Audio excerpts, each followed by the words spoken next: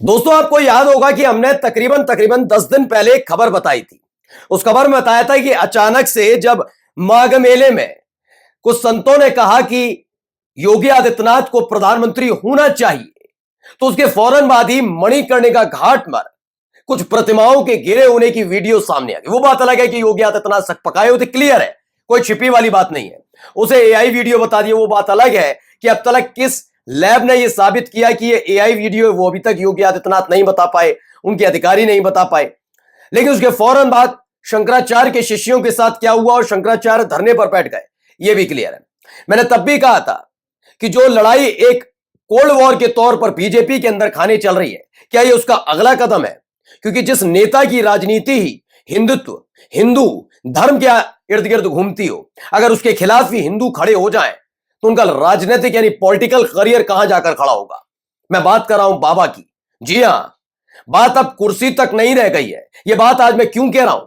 क्योंकि अब तक तो बीजेपी के अंदर खाने से लोग अपील कर रहे थे, प्रशासन को जिम्मेदार ठहरा रहे थे।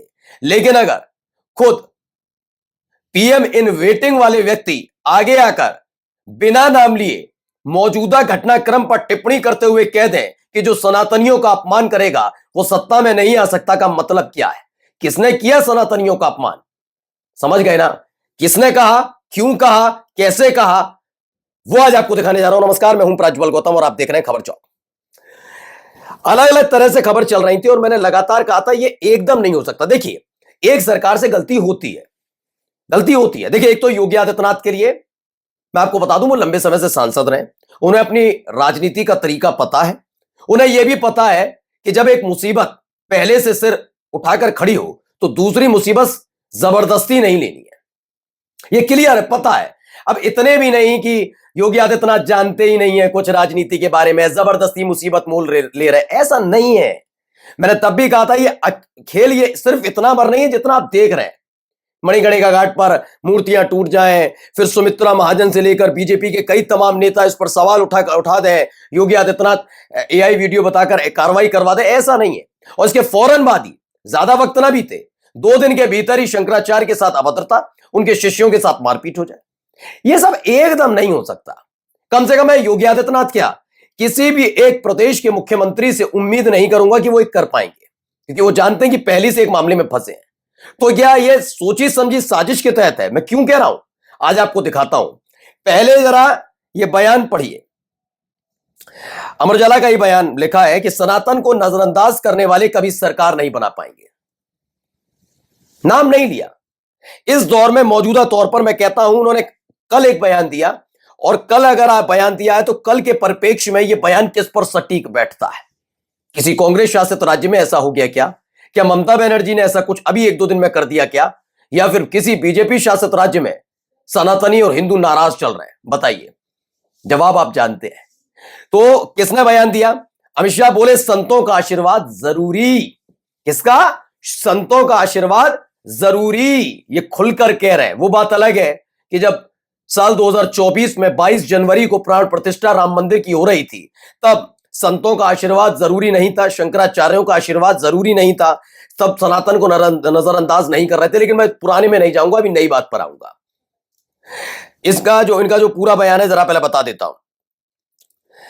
इसमें एक कार्यक्रम में पहुंचे थे, खुद गुजरात गए हुए थे, तभी केंद्रीय गृह मंत्री गए मंगलवार को, और उन्होंने देश में सनातन धर्म के मूल्यों और उसके प्रति सरकार की भूमिका को लेकर बड़ा बयान दिया। उन्होंने कहा कि जो सरकार सनातन धर्म के मूल्यों को कायम रखने में विफल रहती है वह कभी सत्ता में वापस नहीं आएगी।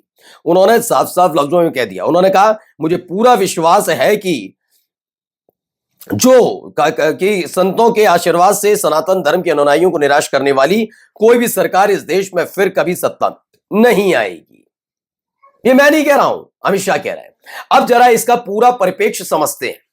पहले आते हैं, हम दोबारा लेकर चलते हैं साल 2024 में, जहां पर बहुत जल्दी बताऊंगा आपको।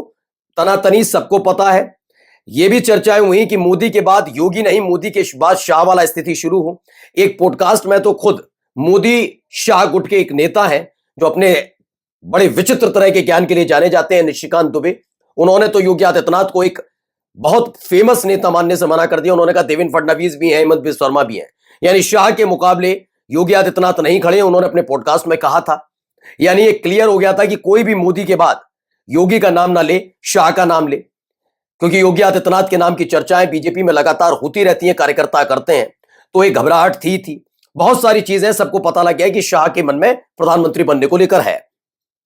हाल ही में माघ मेला जब शुरू हुआ, यही वाला, मैं बहुत पुराना बात नहीं कर रहा हूं, माघ मेले में कुछ संतों ने योगी आदित्यनाथ के नाम को लेकर कह दिया कि भैया वो प्रधानमंत्री पद के दावेदार, प्रधानमंत्री बने हमारा आशीर्वाद, प्रधानमंत्री बने हमारा आशीर्वाद। उसके फौरन बाद ही मणिकर्णिका घाट वाला मामला आ गया और फिर शंकराचार्य वाला। और दोनों ही मामलों में आप देखिए, जो बुलडोजर वाली कार्रवाई के नाम पर ये पीठ थपथपाते हैं, वैसा नहीं निकला जिससे अपनी तरफ या बीजेपी की तरफ मोड़ पाए। इससे हिंदुओं में खासी नाराजगी देखने को मिली, हिंदू इससे नाराज होते हुए नजर आए। दो हिस्सों में बंट गए, कुछ ऐसे हैं जो आज भी योगी आदित्यनाथ के साथ खड़े हैं, कुछ ऐसे हैं, ज्यादातर है लेकिन कुछ नहीं, ज्यादातर ऐसे हैं जिसमें शंकराचार्य के साथ खड़े हैं। बीजेपी ने में भी अंदर खाने कहा जाने लगा, प्रशासन को समझना चाहिए तमाम चीजें। लेकिन अब गृह मंत्री का यह बयान बताता है कि भाई उनके निशाने पर कौन है। अब आप समझिए, जिस व्यक्ति की, चलिए मैं योगी आदित्यनाथ को छोड़ता हूं, मैं आ जाता हूं असदुद्दीन ओवैसी पर।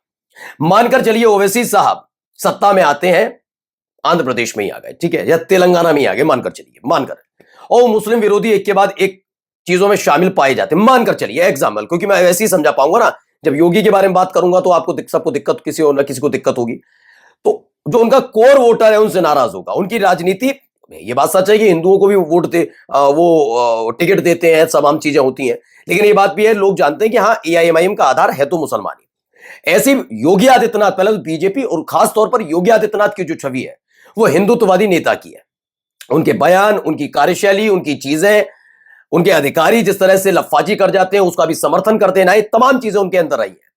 अब मानकर चलिए एक के बाद एक इस तरह की गतिविधि हो और मुसलमान नहीं बल्कि हिंदू उनसे नाराज होने लग जाए, तो बात यह नहीं कि कुर्सी रहेगी या नहीं रहेगी, रहेगी नहीं रहेगी, अब इसका मतलब ही नहीं रहा।